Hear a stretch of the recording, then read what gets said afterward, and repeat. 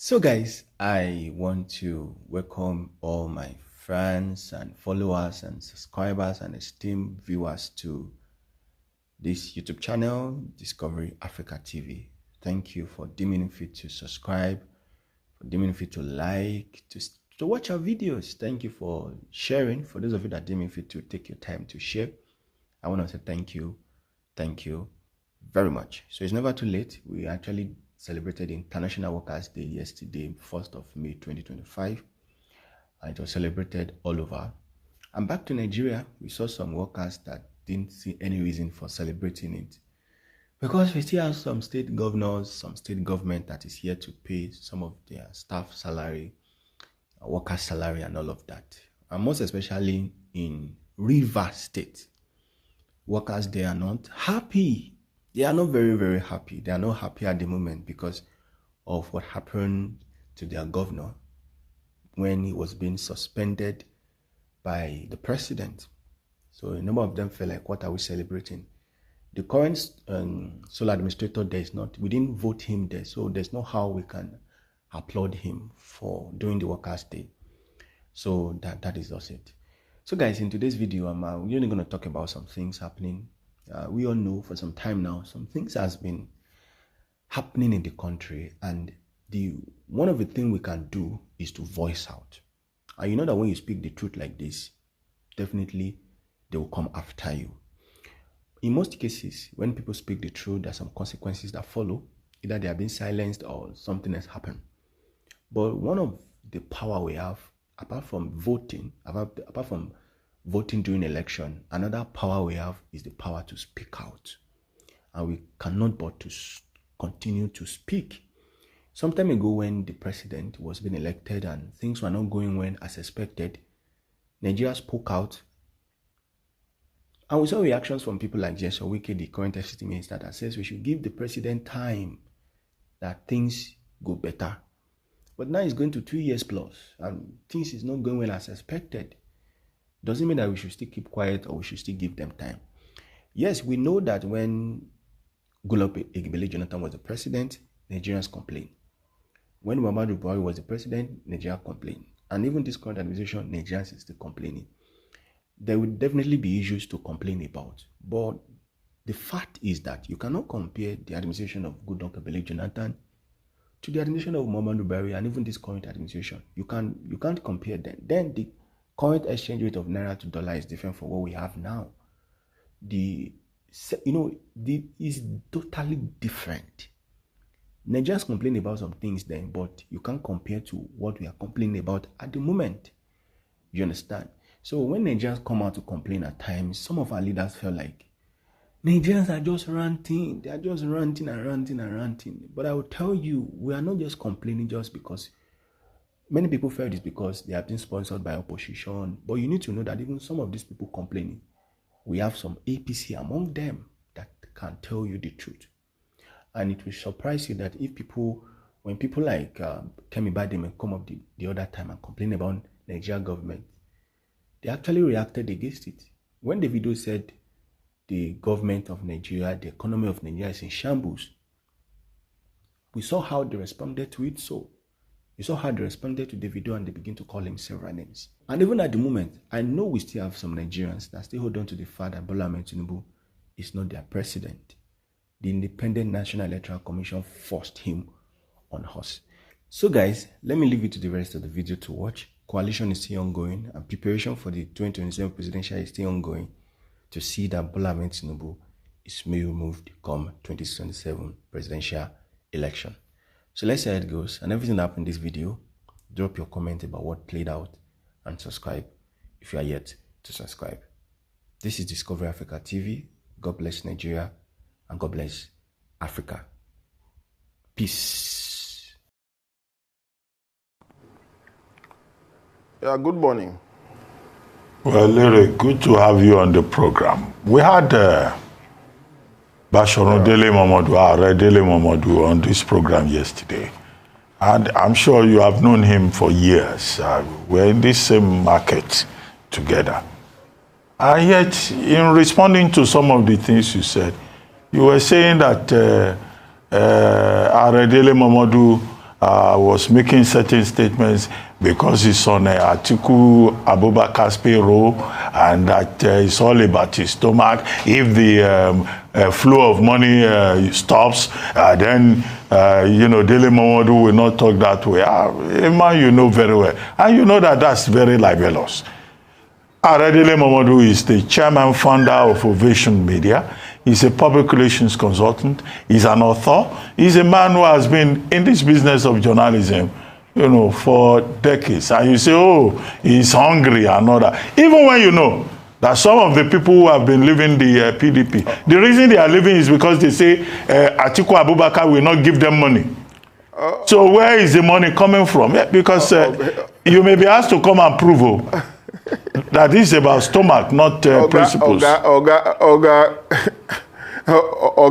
Rufai Apati, you said Dele Momodu have been in journalism for a decade.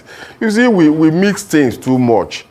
It is better for us to say that Dele Momodu has been in the business of publishing photo album. When you are publishing photo album, then it's different from being a journalist now. Listen, let me continue, I beg. He was publishing photo album. Ovation was a photo album now. It was a photo book. So when you are publish photo book, how does that make you a journalist? It's just like some people who are merely on air personality, OAP, and we also call them journalists. What I said yesterday, I stand on it because he has that antecedent. When he was publishing that photo book called Ovation Self, what was he doing? Going to military generals' houses, military people, to go to his houses, to the houses to take pictures and publish pictures as photo album. That's what he was doing. So he came yesterday and I said that is what he is doing. He is doing because of his stomach. I stand on it. Because this is not the first time. He did the same thing for Rotimi Amechi. He did the same thing for the FCT minister, which is on Wike. He did the same thing for Saraki. He's doing the same thing now for Atiku. And the issue here is that one of the aberration of the PDP aberration has produced is Dele Momodu. I had him being introduced as PDP chieftain as how. Why did he become PDP chieftain, for Christ's sake?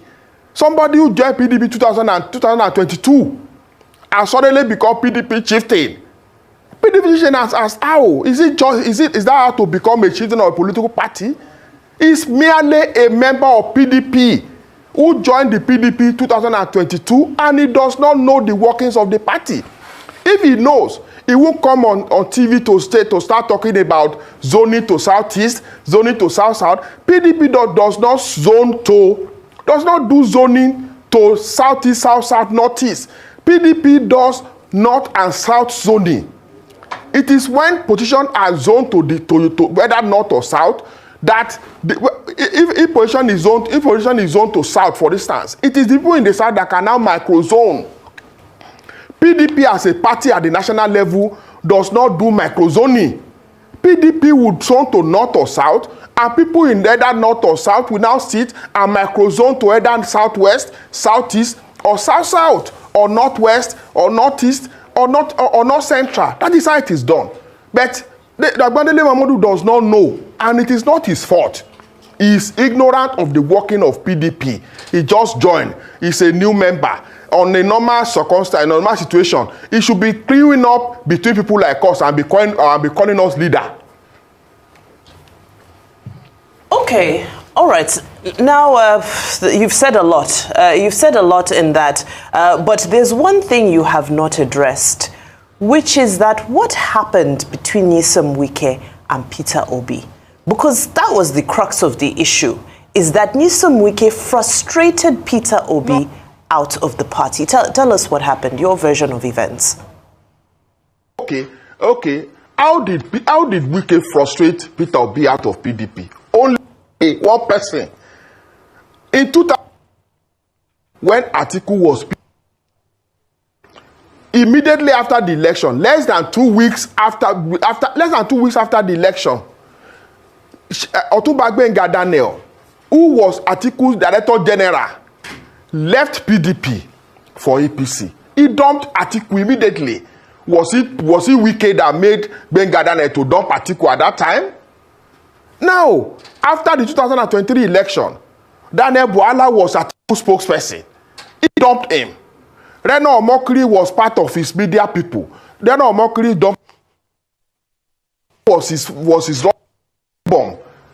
Former Governor Udom Emmanuel was the chairman of PDP campaign council, presidential campaign council. He is the leader of Governor Moeno. Umeno is on his way out of PDP, meaning that former Governor Udom Emmanuel is also on his way out of PDP. So somebody was chairman of Atiku's campaign in 2023 is on his way out of PDP. The person was his running mate has left PDP. Was it Wike that made Okowa to leave? So is it also Wike that is making Udom Emmanuel to want to leave? The issue is this. Let us address the personality of Atiku Abubakar. I said this since 2003. He has been doing all these things. So when you are too selfish, you want to be president at all costs. Egbadeli Momodu said yesterday that Atiku supported PDP picking his candidate from the southeast. The same Atiku that already obtained nomination form to contest. He already obtained expression of interest form. Even before the Oseni committee finished its job, PDP had not come out with Oseni formula. PDP had not said, oh, we are zoning to north or south or even southwest. Atiku has obtained form. So when you already obtained form, how can you now be talking about you want the ticket to be sold to the southeast? All these things are just trying to be clever by half. Okay. I want to set some records straight, and these are facts. I deal with facts alone. Dele Momodu got his first job with African Concord magazine in May 1988. Then he also worked at National Concord, Sunday Concord, Business Concord, and the Yoruba newspaper Ishokon. And afterwards, he went on to Classic, another magazine outfit. At some point, they said he was the highest paid editor in Nigeria. So the assertion that it was a picture book Dele Momodu was making, that's not true, because he only set up Ovation in 1996 after I went on exile. So, and I'm not sure you're going to call the likes of Concord, a prestigious newspaper outfit, a picture book in this country.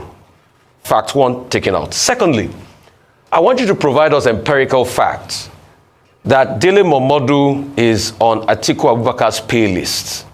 Probably, maybe bank details you are privy to of how he's being paid and other factual evidence to support your claim. Well, are you done?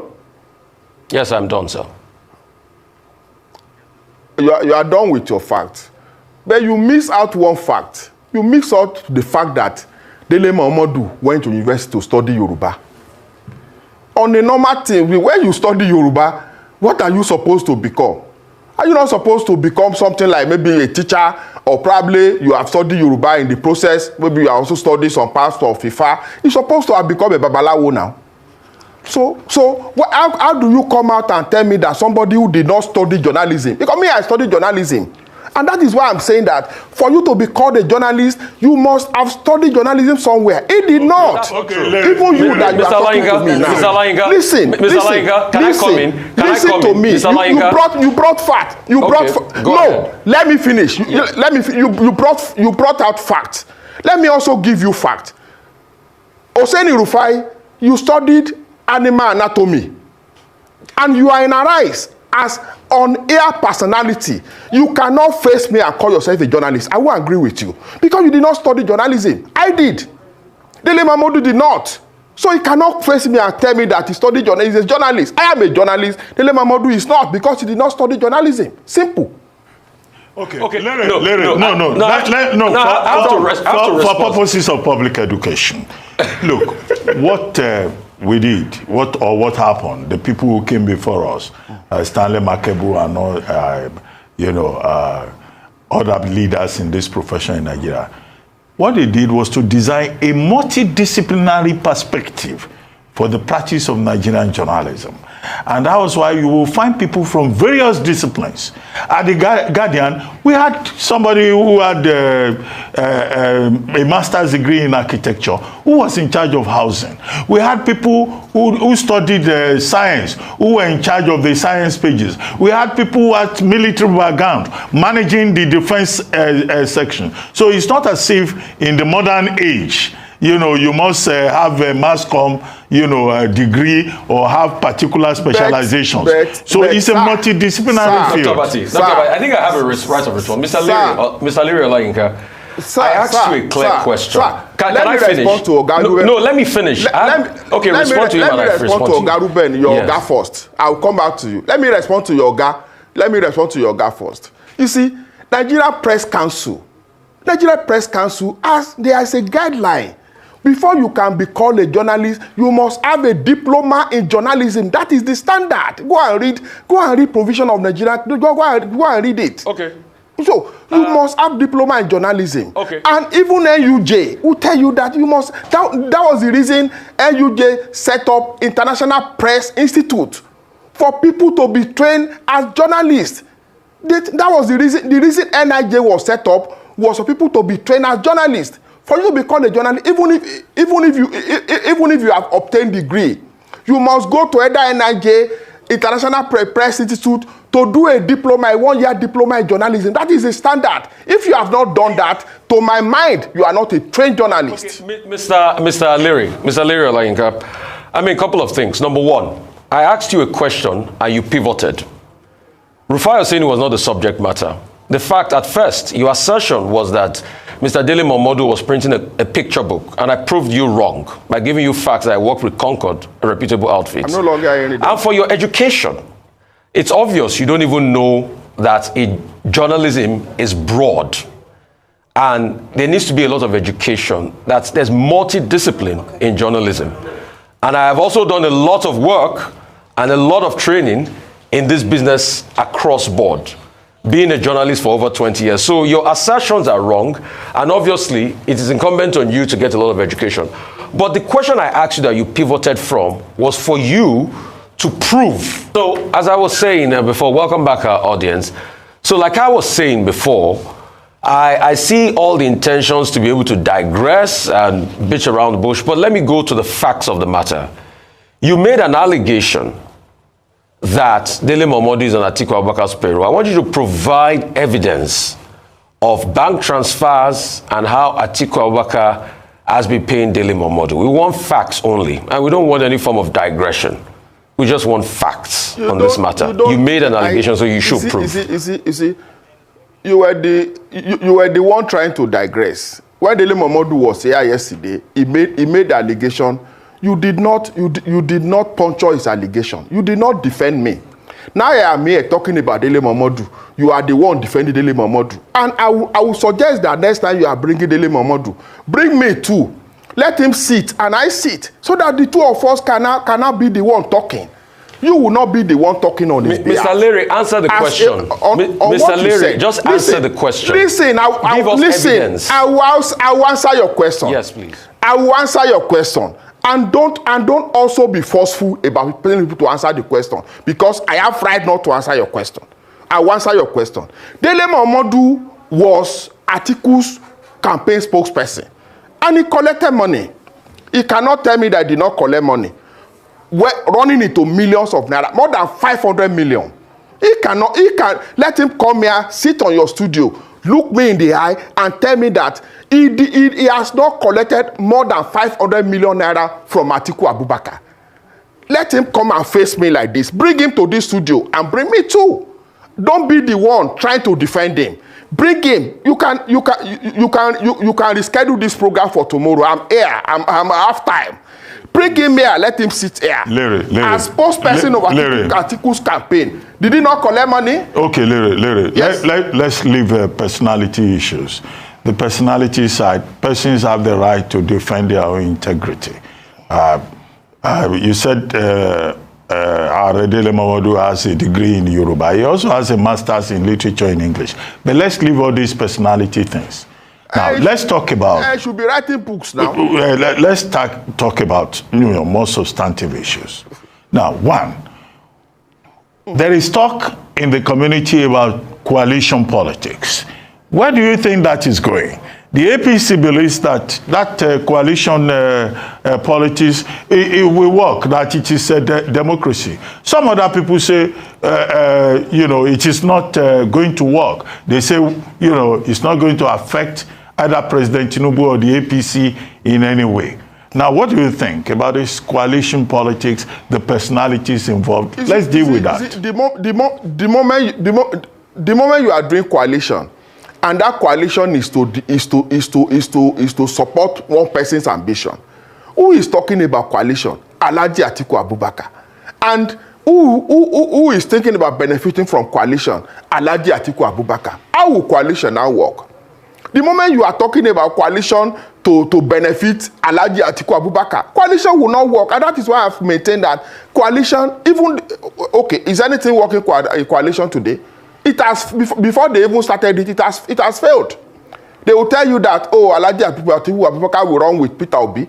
Will Peter Obi agree to run with Atiku Abubakar? Will Atiku Abubakar allow Peter Obi to run as president under the coalition? Or will Peter Obi allow another person to be fielded as candidate? Those are the issues. It cannot work, and it will not work. Then, this is 2025. By this time next year, we're already talking about who is the candidate, who will be president candidate of the political parties. By this time next year. So how do you do coalition of political party between now and next year and you produce a candidate? It will not work. And I'm saying it here, that coalition is DOD, dead on arrival.